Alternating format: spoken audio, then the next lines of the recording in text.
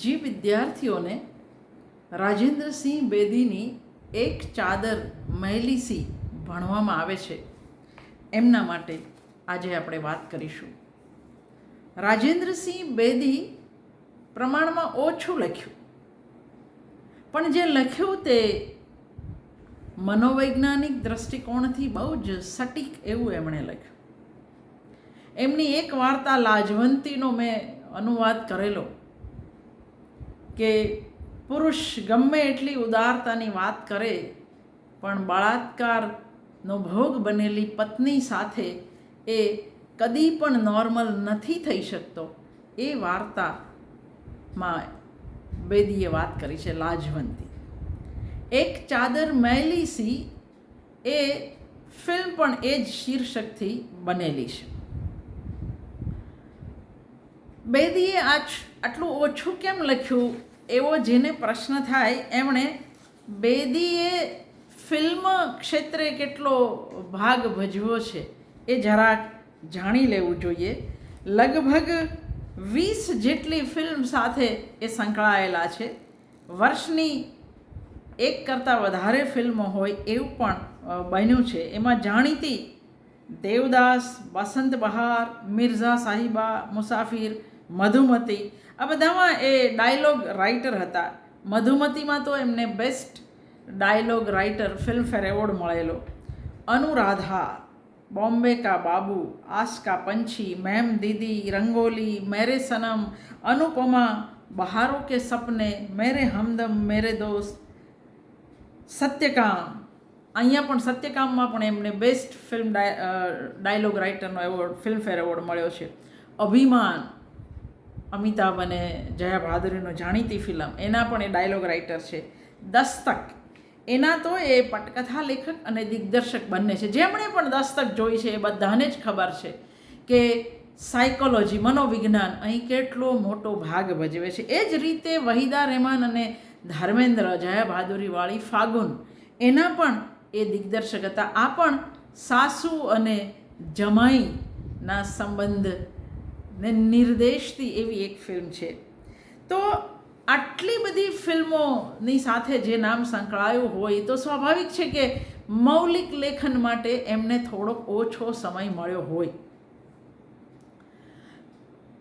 અખિલ ભારતીય પ્રગતિશીલ લેખક સંઘના સભ્ય રાજેન્દ્રસિંહ બેદીનો જન્મ અખંડ હિન્દુસ્તાનમાં પંજાબના સિયાલકોટમાં 1/9/1915 રોજ થયો હતો. તેઓ ઉર્દુ માધ્યમમાં જ ભણ્યા હતા. ભારતના ભાગલા પછી મુંબઈમાં સ્થિર થયેલા રાજેન્દ્રસિંહ બેદીએ આખી જિંદગી ઉર્દુમાં જ લખ્યું. 1965માં લખાયેલી એમની નવલકથા એક ચાદર મેલી સી, એને જ્યારે કેન્દ્રીય સાહિત્ય અકાદમીનો એવોર્ડ મળે ત્યારે ઉર્દુ ભાષા માટે મળે છે. એ પંજાબી માહોલ છે, ત્યાં ભાષા ઉર્દુ છે. ભારત દેશની આજ તો કમાલ છે કે અહીં આગળ ભાષા, પ્રદેશ, સંસ્કૃતિ આ બધું તમારે જોવું પડે છે. ઉર્દુ ભાષા સામે આપણે સાંકડા મન હવે કર્યા. આ બધા પંડિતો તો ઉર્દુ ભાષા બિલકુલ બખૂબી જાણતા હતા. તમે જુઓ, એક ચાદર મેલી સીની અંદર પણ બાળકો ભણવા ક્યાં જાય તો જેને આપણે આજે મુસ્લિમો ભણે એવું કહી અને ગાળ દઈએ છીએ, તે તો જિંદગીનામાના અંદર પણ એ જ હશે. તો આપણે પ્રમાણમાં સંકુચિત બનતા ગયા. એક ચાદર મેલી સીને 1965માં ઉર્દુ ભાષા માટે એવોર્ડ મળ્યો. પંજાબી રીત રિવાજ, ગીતો, રહેણી કરણી ધરાવતી આ પંજાબી નવલકથા લખાઈ છે ઉર્દુ ભાષામાં. વાર્તા નવલકથા ક્ષેત્રે જાણીતા રાજેન્દ્રસિંહ બેદી ફિલ્મ ક્ષેત્રે સંવાદ લેખક, પટકથા લેખક અને નિર્દેશક તરીકે વધારે જાણીતા હતા. બેદીએ પ્રમાણમાં ઓછું કેમ લખ્યું એનો જવાબ લેખના અંતે આપેલી ફિલ્મોની યાદીમાંથી મળી જશે. વાસ્તવિક ધારાના લેખક બેદી પાત્ર માનસને, સ્ત્રી અને પુરુષ માનસની સંકુલતાને કેટલી ગજબ રીતે આલેખી શકે છે એના આદર્શ ઉદાહરણ એમની વાર્તા લાજવંતી અને આ નવલકથા એક ચાદર મહેલીસી એ છે. માયા નામના સામયિકમાં હપ્તાવાર પ્રકાશિત થયેલી એક ચાદર મહેલીસીના ભારતીય અનેક ભાષામાં અનુવાદ થયા. અંગ્રેજી અનુવાદ ખુશવંતસિંહે આઈ ટેક ધીસ વુમન એ શીર્ષકથી કર્યો છે. ગુજરાતી અનુવાદ મોહન દાંડીકરે એક મેલી ચાદર એવા શીર્ષકથી કર્યો છે. આ વાર્તા આમ તો રાનો, તિલોકા અને મંગળની છે, પણ તમારે અનિવાર્યપણે એમાં પંજાબને પણ ઉમેરવું પડે. આખો પંજાબી માહોલ એક પાત્રથી પણ વધારે મહત્ત્વ ધરાવે છે. પંજાબના જાટમાં પ્રવર્તતી એક પરંપરા, કહો કે રિવાજના પાયા પર આ નવલકથા લખાઈ છે. આ પરંપરા મુજબ મોટો ભાઈ મરી જાય તો એની પત્ની પોતાના દિયર સાથે પરણવું પડે. આને ચાદર ડાલના કહે છે. આપણે ત્યાં પણ અમુક કોમમાં, ગુજરાતમાં પણ રિવાજ છે, એને દેર વટુ કહે છે. અહીં ચાદર ડાલના કહે છે. આમાં ઘરના વડીલો, ગામની સ્ત્રીઓ, ગામના પંચ બધા જ સંમત હોય. કોઈને આ રિવાજમાં કશું ખોટું લાગતું નથી, કારણ કે એના કારણે એક યુવાન વિધવા, એના બાળકો અને એનું ઘર સચવાઈ જતા. ઘરની કથળતી હાલત, બાળકોની ભૂખ અને ઉજ્જડ પિયરના કઠોર વાસ્તવને કારણે રાનોએ પતિના મૃત્યુ પછી દીકરા જેવા દિયર મંગળ સાથે ઘર માંડવું પડે છે.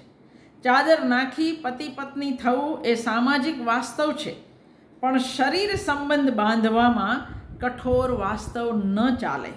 ત્યાં મનોવૈજ્ઞાનિક વાસ્તવની જરૂર પડે. આ લેખક સ્ત્રી અને પુરુષ બેઉના મનોવાસ્તવને આ બાદ આલેખી શકે છે. એમની જાણીતી વાર્તા લાજવંતીમાં લાજોનો પતિ માત્ર પુરુષ તરીકે વર્તે છે, એમ આ નવલકથાની રાનો માત્ર સ્ત્રી તરીકે વર્તે છે. નવલકથાના આરંભે લેખકે હાબિલ અને કાબિલની જાણીતી કથા કહી છે. જે મિત્રો ગુજરાતી અનુવાદ વાંચતા હશે એમને આ નહીં મળે, કારણ કે એના અનુવાદકે શરૂઆતના 5.5 પાનાનો અનુવાદ કર્યો નથી.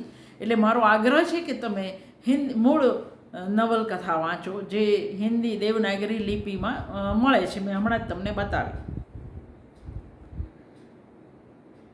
નવલકથાના આરંભે લેખક હાબિલ અને કાબિલની જાણીતી કથા કહે છે, જેમાં હાબિલ અને કાબિલ આપણા સંસારના પહેલા 2 પુરુષ જે સગી બહેન માટે લડ્યા હતા અને એક ભાઈએ બીજા ભાઈની કતલ કરી હતી. આ દુનિયાની સૌથી પહેલી કતલ, અને એ એક સ્ત્રી માટે થઈ હતી. ઇડિપસ ભૂલમાં મા સાથે પરણ્યો, પણ ખબર પડી ત્યારે આંખ ફોડી રાજપાટ છોડી ચાલી નીકળ્યો. ભર્તૃહરિએ સૌંદર્ય અને યુવાની અમર રહે એવું ફળ પત્નીને આપ્યું, પણ એ ફળ ફરતું ફરતું ભર્તૃહરિ પાસે પાછું આવ્યું. આ તમામ કથાઓ જેનો લેખક આરંભે ઉલ્લેખ કરે છે એ સ્ત્રી પુરુષ સંબંધની સૌથી સંકુલ બાબત એ છે સેક્સ્યુઅલ રિલેશન, જાતીય સંબંધ. એની પાસે આવીને અટકે છે આ બધી કથાઓ. લેખક જાણે કે આ કથાઓ દ્વારા નવલકથામાં બનનારી ઘટનાઓ માટે એક ભૂમિકા બાંધી આપે છે. નવલકથાના કેન્દ્રમાં કોટલા નામનું ગામ છે. કોટલા ગામમાં વિષ્ણુદેવીના મંદિરના કારણે યાત્રાળુઓની આવજા થયા જ કરે છે. પરિણામે ઘોડાથી ચાલતી એક્કાવાળી ગાડીઓના ચાલકોને રોજીરોટી પણ મળી રહે છે. યાત્રાળુઓ માટે મહેરબાન દાસની ધર્મશાળામાં રહેવાની સગવડ પણ છે. રાનોનો પતિ તિલોક એ છે આ એક્કાવાળો, પણ મજૂરી કરીને પૈસા કમાવાને બદલે યાત્રાએ આવેલી નિર્દોષ યુવતીઓને મહેરબાન દાસ સુધી પહોંચાડી મફતના પૈસા અને મફત મળતા દારૂનો એ શોખીન છે. પોતાનું પેટ ભરાય એટલું ખાવાનું અને દારૂની બાટલી મળે પછી ત્રિલોકાને પત્ની, મા બાપ, બાળકો કશું યાદ ન આવતું.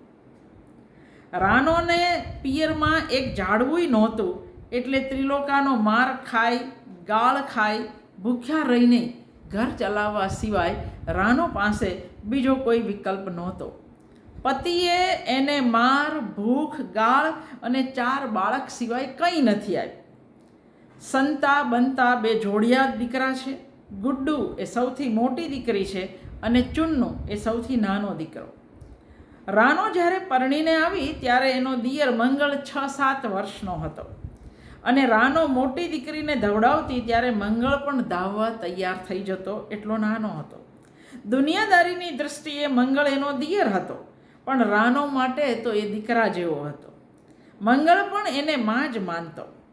ઘરમાં જેમ આવક ઓછી થતી ગઈ એમ ભૂખ વડચકા વધતા ગયા. સાસુ વાતે વાતે કરડવા દોડતા. સસરા હજૂરસિંહ સારા સ્વભાવના હતા, પણ સાસુ જિંદા પાસે એનું ભાગ્ય જ કંઈ ઉપજતું. ગામની સ્ત્રીઓ ભેગી થઈને જે પ્રકારની વાતો કરતી હોય એનું લેખકે સટીક આલેખન કર્યું છે. હલકી મશ્કરી, ગાળો, ખોદણી, પંચાત બધું આ વાતોમાં સામેલ છે. રંડીએ, ખસમ ખાણીએ એટલે કે પતિને ખાઈ ગઈ હોય તે, એવા સંબોધનો આ સ્ત્રીઓ વાત વાતમાં કરી લેતી હતી.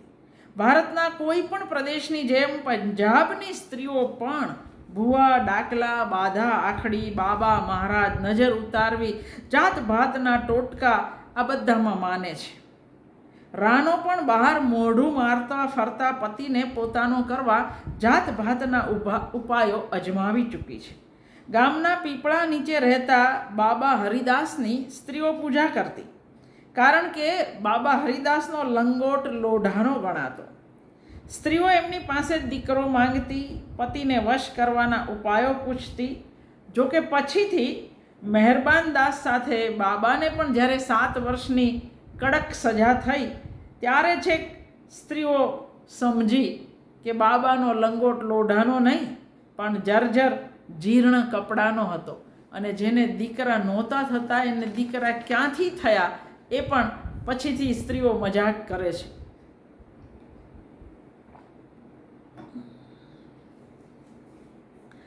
રાનો બાબાને પતિના માર અને ગુસ્સાથી બચવાનો ઉપાય પૂછવા ગયેલી. બાબાએ રાનોને દૂધમાં પીવડાવવા માટે કશુંક આપ્યું, પણ ત્રિલોક તો દૂધ પીતો જ નહોતો, એ તો દારૂ જ પીતો હતો. ઘરમાં ખાવાના ફાંફા હતા તોય કમાઈને લાવવાને બદલે ત્રિલોક બાટલી લઈને આવતો ત્યારે રાનો લાલ ચોળ થઈને બરાડતી, ફિર સે લે આયે મેરી સૌત કો. ત્રિલોકો એવું ઈચ્છતો કે રાનો ધીમે બોલે, પણ ક્રોધમાં ગાંડી થયેલી રાનો રાડ પાડીને કહે છે, आज मैं इस बात का फैसला करके रहूँगी, इस घर में या तो ये रहेगी या मैं रहूँगी. છોકરા જોર જોરથી રડવા લાગ્યા. સસરા દીકરાને ગાળો દેતા દેતા ફાંફા મારતા રાનો બાજુ આવતા હતા અને ચૂલા પર પડ્યા અને આખા શરીરે દાઝી ગયા. ત્રિલોકાએ રાનોનું માથું ભીંત સાથે ભટકાડી ભૂંડી ગાળો દઈ દીધી અને જોઈ મોટી દીકરીની સલવાર ભીની થઈ ગઈ. વાતાવરણ જુઓ તમે, કેટલું ક્રૂર, હિંસક. સાસુને વચ્ચે ન બોલવા મંગળે કહ્યું, પણ સાસુ રોકાયા એવા નહોતા. જિંદા એ ટિપિકલી પંજાબી સાસુ છે, જેને દીકરા જ મહત્ત્વના લાગે, વહુ દીકરી ભારરૂપ લાગે. એ ધરાર વચ્ચે બોલે છે, अपनी कमाई की पीता है, इसके कमीने बाप से मांगने नहीं जाता. માનો ટેકો મળવાથી ત્રિલોકાનું જનૂન વધ્યું. એણે રાનુના બધા કપડાં ફાડી નાખ્યા. માના પેટમાંથી જન્મી હોય એવી કરી દીધા પછી લાત મારીને બરાડ્યો, નિકલ જા મેરે ઘર સે. પડોશની સ્ત્રીઓ જાગી ગઈ, પણ વચ્ચે પડવાનું સાહસ કોઈનામાં નથી. ભાઈ ભાભી વચ્ચે પડવા નહીં માંગતા મંગળે અચાનક જ મોટા ભાઈનો હાથ પકડી ગાળો ભાંડતા એને કહ્યું, લા અબ હાથ નીચે લા, હિલ હિલ, अब अपने बाप का है तो हिल के दिखा. ત્રિલોકાએ હાથ છોડાવવાની ભરપૂર કોશિશ કરી, પણ મંગળની આંખમાં ઉતરી આવેલા લોહીને જોઈને એ મૂંગો થઈ ગયો. મંગળે લાત મારી બોટલ તોડી નાખી.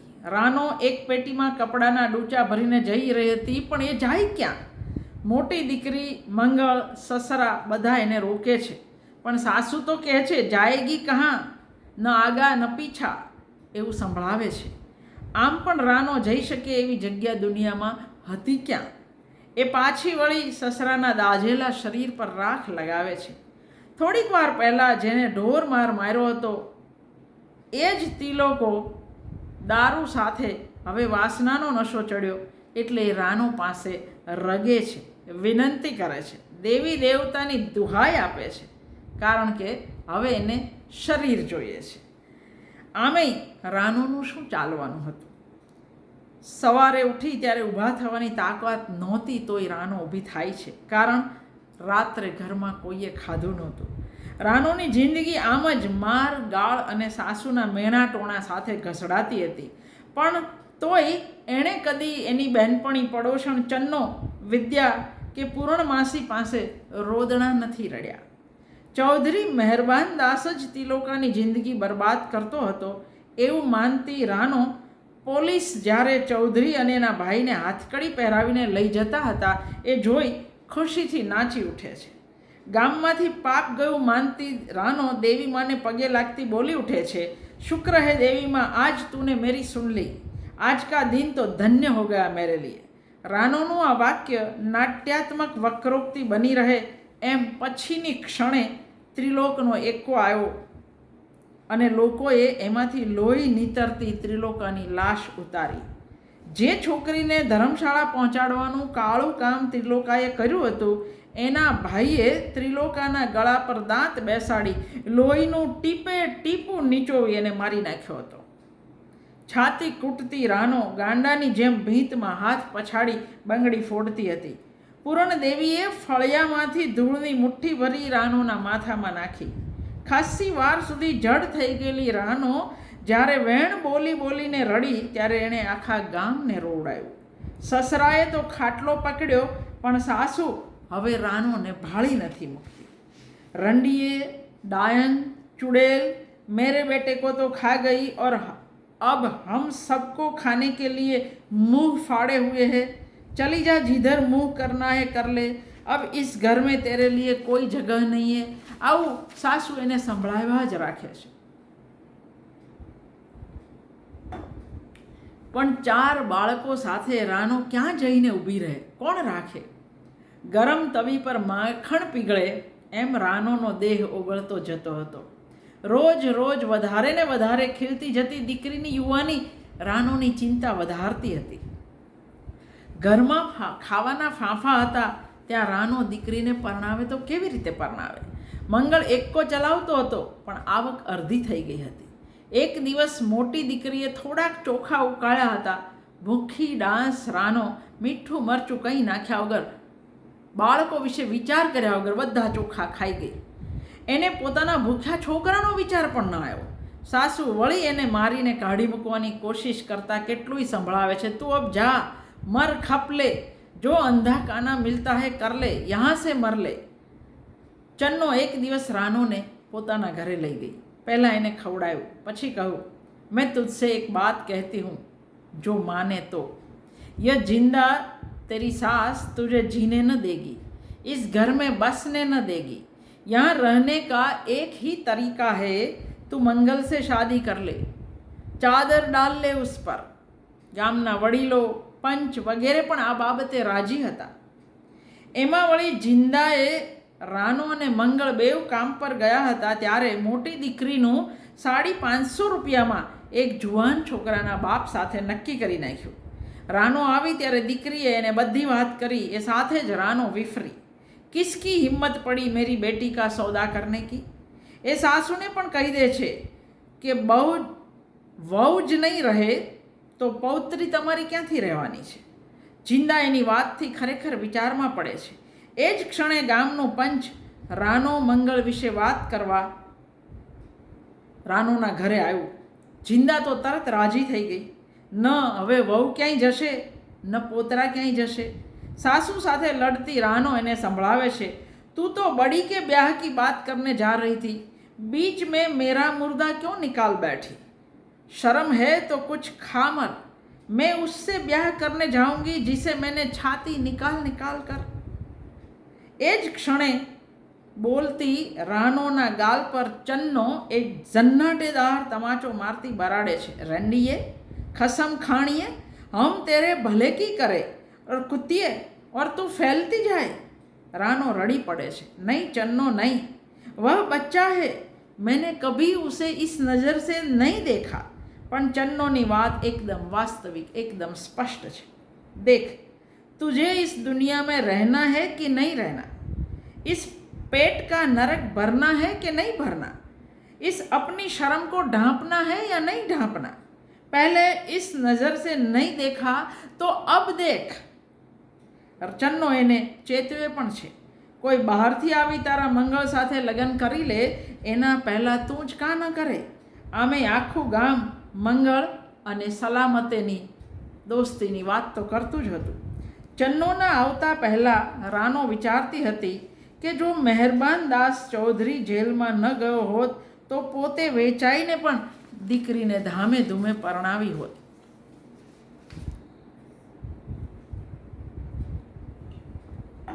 પણ પછી એને એક વિચિત્ર વિચાર આવે છે, વેચવાની દીકરી માત્ર 550 क्यों ना मैं उसे लेकर शहर निकल जाऊं और थोड़ा थोड़ा करके बेचूं। રાનોની મનની જે સંકુલતા છે, એકલા બધા ભાત ખાઈ જવા, દીકરીને વેચવાનો વિચાર કરવો, એ તમે એનું વ્યક્તિત્વ કેટલું સંકુલ છે એ તમને સમજાશે। પણ તરતની ક્ષણે આવું વિચારવા બદલ એ પોતે જ પોતાના ગાલ પર તમાચા મારે છે। સંતાનોનો વિચાર કર્યા વગર બધો ભાત ખાઈ જતી રાનો દીકરીને શહેરમાં લઈ જઈ વેચવાનો વિચાર કરતી રાનોના સંકુલ મનોજગતનું લેખકે આબાદ આલેખન કર્યું છે। ચન્નોની વાતથી ઊંડા વિચારમાં પડી ગયેલી રાનો વિચારતી રહીને અચાનક એના મનમાં જે આગ જાગી એનો સંબંધ ન તો સંતાનો સાથે હતો ન દીકરીના લગ્ન સાથે, એનો સંબંધ માત્ર ને માત્ર રાનોના શરીરની ભૂખ સાથે હતો। રાનોએ પહેલીવાર મંગળને નોખી નજરે જોયો। આજે 32-35ની રાનોનું નારીત્વ આળસ મરડીને બેઠું થયું હતું। એ કાન દઈને જિંદા અને મંગળની વાતો સાંભળી રહી હતી, પણ એના કાને મંગળનો બરાડો સંભળાય છે, નહીં યહ નહીં હોગા, ये कभी नहीं होगा, इन पंचों की माँ की तो ऐसी की तैसी, ये तो क्या लाट इरविन जॉर्ज पंचम भी आ जाए तो भी मैं कभी न करूँ। मेरी माँ के बराबर उसकी उम्र है, मैं सर उसके पाँव पर रख सकता हूँ, पाँव सर पर नहीं। ઘરમાં એક ઓર તિલોકાની લાશ આવશે એવું કહી મંગળ નીકળી જાય છે।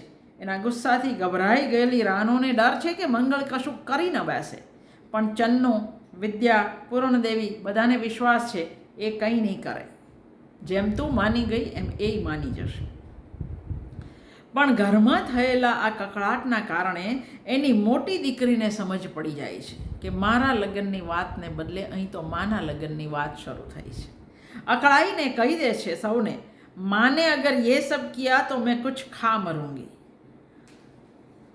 रानोना हाथ में मेहंदी, गळा में मंगलसूत्र, नीतरती आँखों जोई त्रणेय छोकराने तो कहीं समझ नहीं पड़ती, पण मोटीने समझ पड़े छे अने एने आमानुं कंई गमतुं नथी।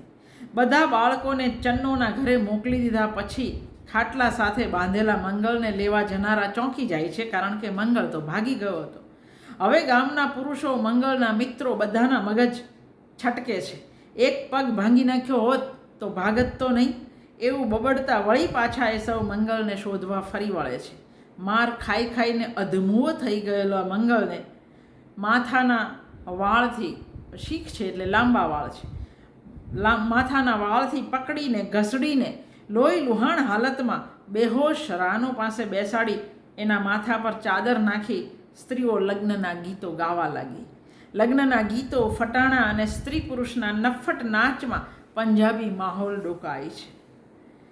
નાચ ગાયનથી ધરાયા પછી મંગળ રાનોને એક ઓરડીમાં ધકેલી બહારથી તાળું મારી સૌ વિખરાયા। એ રાતે રાનોએ એક બહેન, એક મા, એક પત્ની થઈ મંગળના ઘા પર શેક કરતી રહી। બારણું ઉઘાડીને બહાર જવાની શક્યતા તો હતી નહીં, કારણ કે બહારથી તાળું હતું। એટલે પોતાના ઊના શ્વાસ વડે દુપટ્ટાથી એ શેક કરતી રહી. આ ક્ષણે એને મંગળના માર સિવાય કંઈ નહોતું યાદ. એના છોકરાએ ખાધું, ભૂખ્યા છે, ક્યાં સૂતા છે, કશું છે. બીજા દિવસે મંગળ તો દવાખાને જઈ પાટાપિંડી કરાવી આવે છે. દીકરી મા સાથે વડચકે વાત કરે છે. મંગળ જવાબદારીથી કમાતો થાય છે. રોજની કમાણી માને બદલે રાનોને આપતો થાય છે, પણ એ સિવાય એ રાનો સાથે કોઈ સંબંધ નથી રાખતો. ચન્નો, વિદ્યા, પૂરણદેવી રોજ કંઈ થયું પૂછી રાનોનું લોહી પીતી, પણ રાનોને એ વાતથી સંતોષ છે કે મેરા ઘર બસ ગયા, રોટી કપડા મિલને લગા, मुझे अब इस घर से कोई नहीं निकालेगा, कोई मेरी बेटी को अब नहीं बेचेगा. મંગળના દોસ્તારો પણ એની પાછળ પડ્યા હતા, પણ ચીડાયેલા મંગળને એવું લાગતું કે જાણે કોઈ એને મા બહેનની ગાળ ન દીધી હોય. ભયાનક માર અને ગાળો પડતી છતાં રાનો તિલોકાને કંઈ પણ કહી દેતી. મંગળ મારે એવો તો કોઈ ડર નથી, છતાં એને કંઈ કહેવાની હિંમત એનામાં નથી. મંગળ 2-4 વાર પીને આવ્યો તોય રાનો કંઈ ન બોલી શકી. સ્ત્રી પુરુષના સ્પર્શના જગત વિશે કેટલીક સાચી વાતો બારીક રીતે અનાયાસે લેખક કહી બેઠા છે. આમ પણ સ્ત્રી પુરુષ વચ્ચેના સ્પર્શના જગતને મનોવૈજ્ઞાનિક વાસ્તવ સાથે સંબંધ છે. દિવસ આથમે મળી ગયેલ સલામતે અને મંગળ એકમેકની સામે ઊભા રહી એકમેકની આંખમાં કશુંક શોધતા હતા. લેખક લખે છે, ऐसे में सिर्फ औरत का दिमाग काम करता है, मर्द का नहीं, जैसे फिर मर्द का करता है, औरत का नहीं. મંગળ સલામતેને ભેટીને રાતે મળવાના વાયદા સાથે ઘરે આવ્યો હતો. નાહી ધોઈને તૈયાર થયેલા મંગળને જોઈ રાનો ધારે છે કે આ બધું પોતાના માટે છે. એ જોકે એની ફાટેલી જૂની ચાદરના સંબંધને જાણતી હતી. એના કાન ગામની સ્ત્રીઓ એટલી હદે ભર્યા હતા કે મંગળ સલામતેને મળવા જઈ રહ્યો છે એ રાનો સમજી ગઈ, અને પછી એને બહાર જતા રોકવા એક સ્ત્રી જે કરી શકે એ બધું રાનોએ કર્યું. રાનોની ધારણા પ્રમાણે જ મંગળ વર્ત્યો. દારૂ પીવાની ના પાડી એટલે મંગળે ધરાર પીધો. એટલો પીધો કે એ રાનોને પૂછે છે, તુમને કપડે ક્यों પહેને? પછીની ક્ષણે રાનો જે રીતે એની સામે ઊભી હતી કે બેદી લખે છે, नारी का तिहरा रूप मंगल के सामने था, जिससे गेहूं की रोटी खाने वाला कोई भी मर्द इनकार नहीं कर सकता. પરાકાષ્ઠાની પળે સાવ ભાન ખોઈ બેસી એ પહેલાં મંગળ એક વાક્ય બબડે છે, આજ તુમ कितनी खूबसूरत लग रही हो भाभी. પેટની ભૂખ, જાતીય ભૂખ સંબંધોના વાસ્તવ સામે કેવી તો હારી જાય છે એ દર્શાવતા બેદી તમને મોટા ગજાના લેખક લાગશે. મનોવાસ્તવની બારીકી તાગવામાં સફળ આ લેખકની કમાલ આપણે દસ્તક અને ફાગુન ફિલ્મોમાં પણ જોઈ છે. જે સલામતે પોતાના અપમાનનો બદલો લેવા એ રાત્રે મંગળને માર ખવડાવવાનું નક્કી કર્યું હતું, પણ મંગળ તો આવ્યો જ નહીં, તો દુઃખી થવાને બદલે એ રાજી થાય છે. અહીં પણ સ્ત્રીના જનૂન સામે એનો પ્રેમ જીતી જાય છે. બીજા દિવસે રાનો પત્નીના અધિકારથી પોતા અને બાળકો માટે કપડાં મંગાવે છે. મંગળને વધારે કમાવા માટે પણ કહી શકે છે. જમીન પર પડતા એના પગલાં અને મોઢામાંથી નીકળતા બોલમાં હવે પત્નીનો આત્મવિશ્વાસ દેખાતો હતો. હવે એ ખરેખર આ ઘરની વહુ બની હતી. ફરીથી દીકરી સાથે કોઈ જાતના દહેજ વગર પરણવા માટે તૈયાર થયેલો યુવાન પતિનો હત્યારો નીકળ્યો એ જોઈ રાનો સ્તબ્ધ રહી જાય છે. પણ સસરા નિયતિની આ લીલા સ્વીકારી લેવા રાનોને સમજાવે છે. નિયતિના આટલા ખેલ સ્વીકારી ચૂકેલી રાનો આ વધારાનો ખેલ પણ સ્વીકારી લે છે.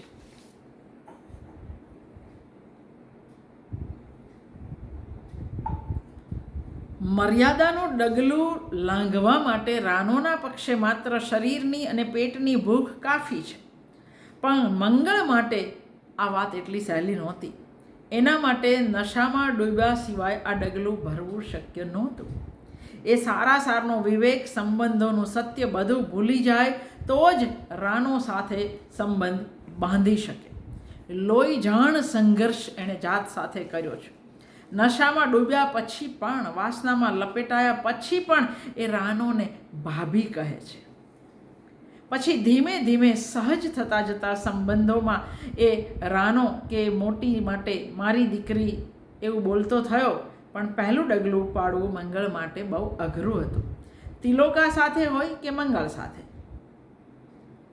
અહીં સ્ત્રી પુરુષ સંબંધમાં તમને કશે રુજુતા, કોમળતા, ઉષ્મા નહીં દેખાય.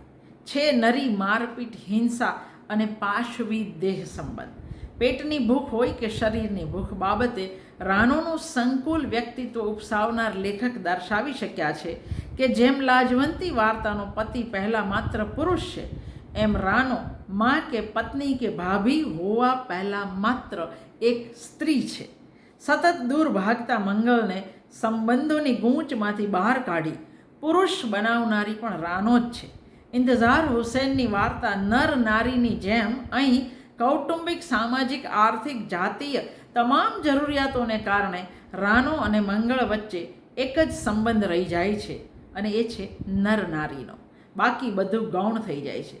બેદી આ બંને વચ્ચેના સંબંધોનો, મર્યાદાનો પડદો હટાવે છે ત્યારે આપણી સામે રહે છે માત્ર નરનારી અને ભડભડ બળતી પેલી જાણીતી શાશ્વત ભૂખ જેણે હાબિલ કાબિલને લડાવ્યા હતા અને દુનિયાની પહેલી કતલ કરી હતી.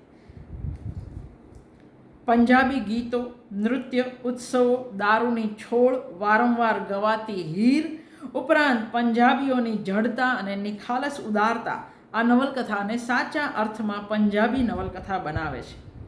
વિધવા ભાભી પર દિયર ચાદર નાખે એવા એક રિવાજની વાત કરતી આ નવલકથા જો સામાજિક વાસ્તવ સુધી સીમિત રહી હોત તો આટલી મહત્ત્વની ન ગણાઈ હોત. એમાં આલેખાયેલા મનોવૈજ્ઞાનિક વાસ્તવે એને મહત્ત્વની કૃતિ બનાવી છે. એટલે જ વિખ્યાત ઉર્દુ લેખક કૃષ્ણચંદરે બેદીને કહ્યું હતું, કમબખ્ત तुम नहीं जानते तुमने क्या लिख दिया है. 1986માં સુખવંત ડડ્ડા એ એક ચાદર મેલી સી પરથી એ જ શીર્ષકે એક ફિલ્મનું નિર્દેશન કર્યું, સુખવંત ડડ્ડા. પટકથા ફણી મજમુદાર અને માખનસિંહે લખી હતી. રાનોના પાત્રમાં હેમા માલિનીએ ખરેખર પાત્રને જીવી બતાવ્યું હતું. જિંદાના પાત્રમાં દીના પાઠક, તિલોકાના પાત્રમાં કુલભૂષણ ખરબંદા પણ બિલકુલ ખરા ઉતર્યા હતા. મંગળના રોલમાં ઋષિ કપૂરની સામે ઉમેરાયેલી પૂનમ ઢિલ્લોનને કારણે ફિલ્મમાં ઘણું બધું બિનજરૂરી રોમાન્સ, ગીતો, ટાયલા વેડા બધું ઉમેરાયું હતું, જેણે ફિલ્મને સરવાળે નબળી પાડવામાં અગત્યનો ભાગ ભજવ્યો હતો.